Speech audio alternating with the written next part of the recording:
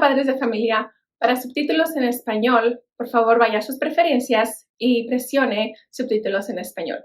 Si usted gusta ver este video en español, por favor llame a nuestras oficinas para mostrar su interés.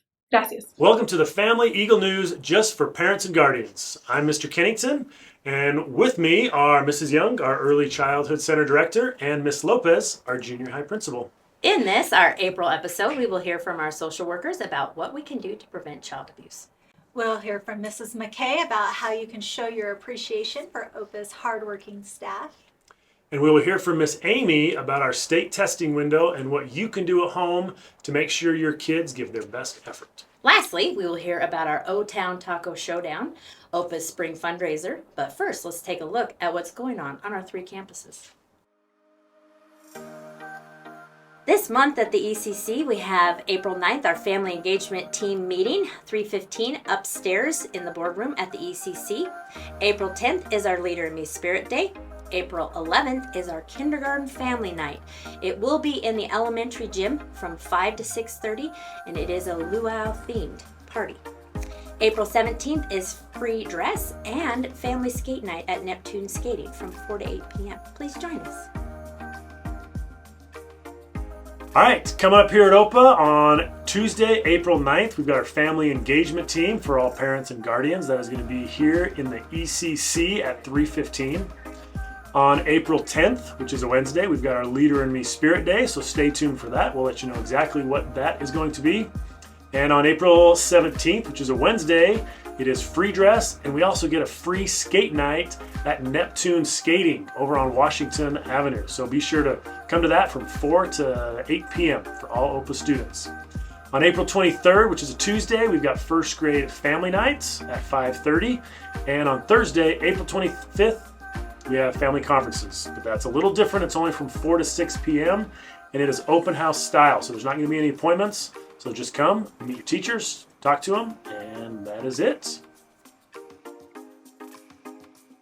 All right, at the junior high, we've had a couple great things happen. The first thing we had go on was our Avid 9 students took a trip to southern Utah to visit a couple college campuses there. And speaking of Avid recruitment is going to be happening in this next month.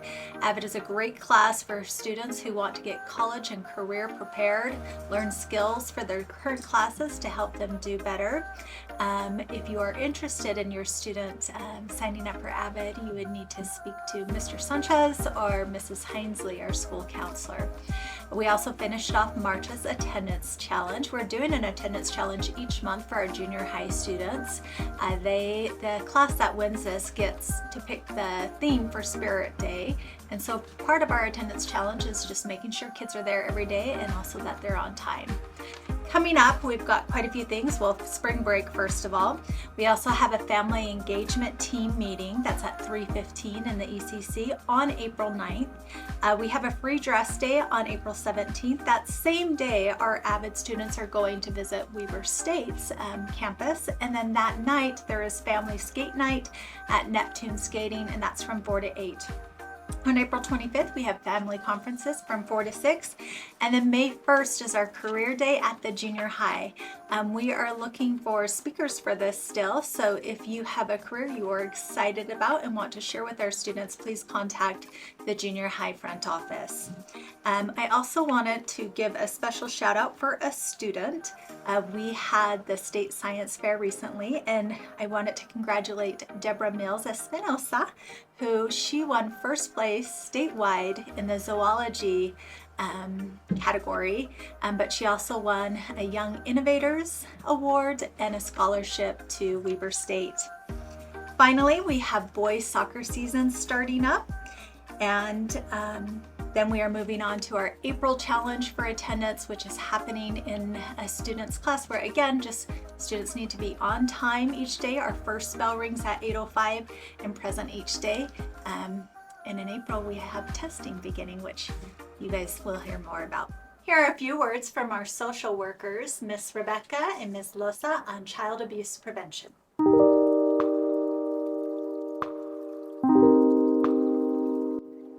Hi, I'm Miss Rebecca. Hola, yo soy Miss Losa. And we're the school social workers. Y somos las trabajadoras sociales de la escuela de OPA. Today we're going to talk a little bit about child abuse prevention. El día de hoy vamos a hablar de la prevención de abuso infantil. Child abuse is any recent act or failure to act on the part of a parent or caretaker which results in death, serious physical or emotional harm, sexual abuse, or exploitation. Okay.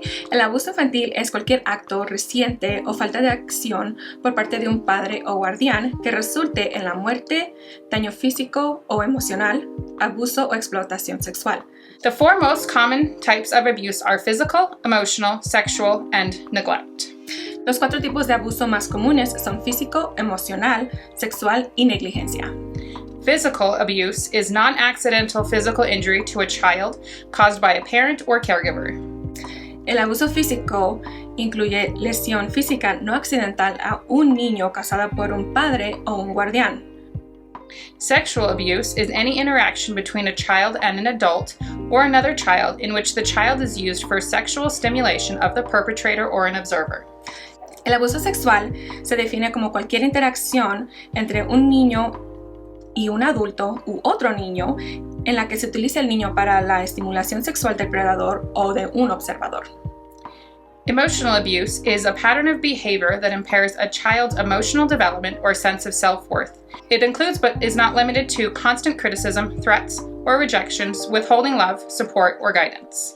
El abuso emocional se define como el patrón de comportamiento que perjudica el desarrollo emocional o el sentido de autoestima de un niño, incluyendo, entre otros, críticas, amenazas o rechazos constantes, negación de amor, apoyo u orientación. Neglect is the failure of a parent or caregiver to provide for a child's basic needs.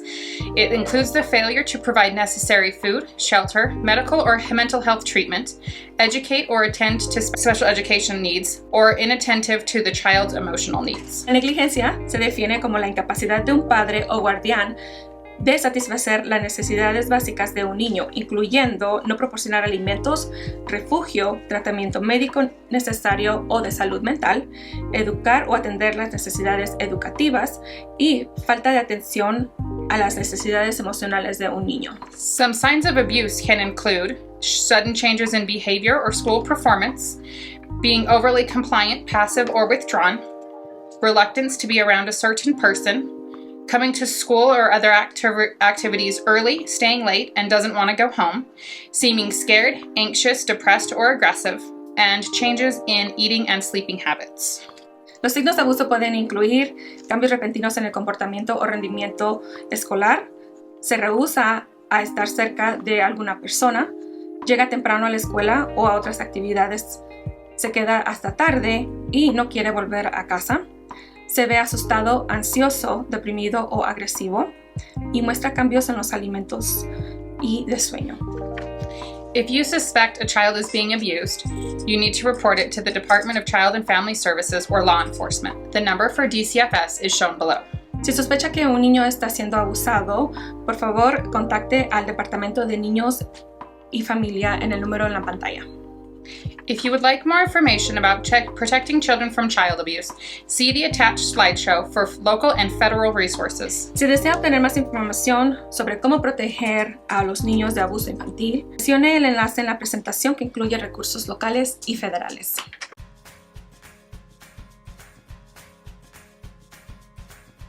Hi, I'm Annie McKay, the Family Engagement Coordinator here at OPA. The staff at OPA here has a very significant impact on your child's social and emotional well-being. We all work really hard to provide a safe and caring environment for your student. From the secretaries who keep us organized, the kitchen staff who prepare and feed us healthy meals, the teachers who plan and do paperwork, the TAs, we're all working so hard to make sure that your child is happy and healthy here at OPA. So this May, we want to show our appreciation for all of their hard work. May 1st through the 3rd, we will be appreciating our TAs, our academic coaches, our kitchen staff, our speech therapists, and our occupational therapists. May 5th to 10th, we will be appreciating our librarians, our special education teachers, our specials teachers, our Spanish teachers, our classroom teachers, our principals, and assistant principals. More information will be coming, but please make sure you reach out in some way to say thank you for all of their hard work.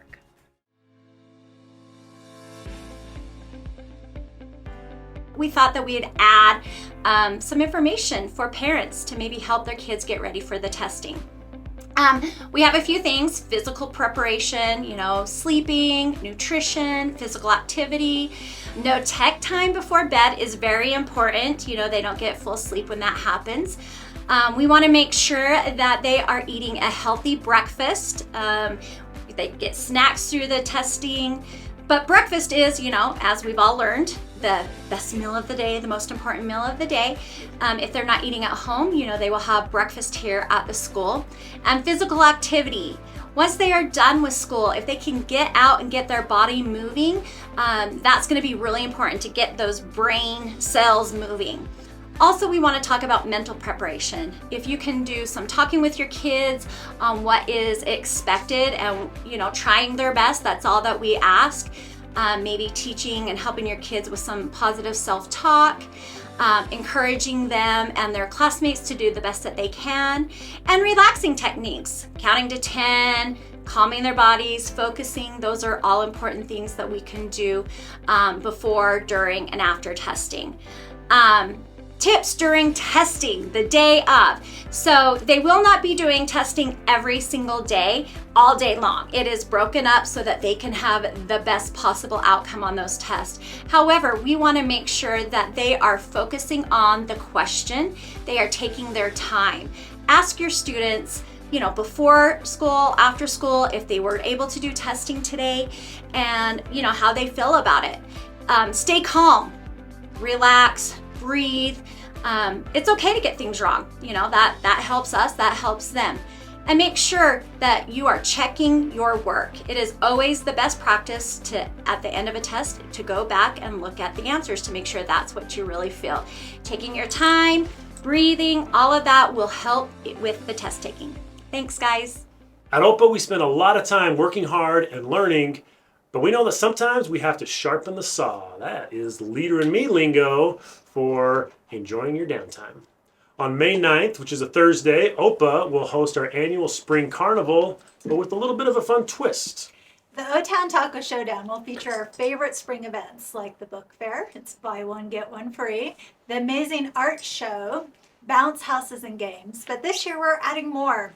We'll host taco trucks for a taco competition, drinks and desserts, even vendor booths. Students of OPA will be able to earn tickets at school that they can use at the event. All proceeds will be going to help the after-school program and preschool enrollment fees, as well as school supplies for our students. So come on out on May 9th from 4:30 to 7 to support your students and have some food as well. This is a community event open to the public, so get the word out and bring your friends and family. Hope to see you there.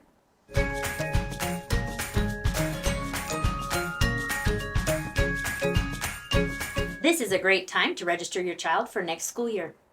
Head to our website, www.ogdenprep.org, and register your student for the 24-25 school year. Before we go, OPA was recognized for 20 years of membership at the Ogden-Weber Chamber Gala last month. And we want to recognize our board chair, Sarah Meir. Sarah works hard as a volunteer member of OPA's board of directors and recently won Ogden-Weber Chamber Volunteer of the Year. Congrats, Sarah. We are so lucky to have you here at OPA.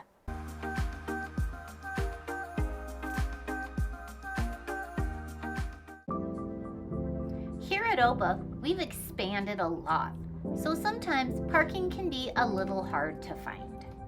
Just a reminder that at the Bishop's Storehouse next door, we are not allowed to park there during their business hours, 9:30 to 4:30. So please find street parking or other parking. And always remember to drive slow and be safe. We have lots of kids walking through our parking lot. We want to make sure they get to school and back home safely every single day. Thank you. And that is all for us. Have a great week, and remember at OPA, Everybody loves. Everybody learns. and everybody leads. And be, Be nice. nice. Bye.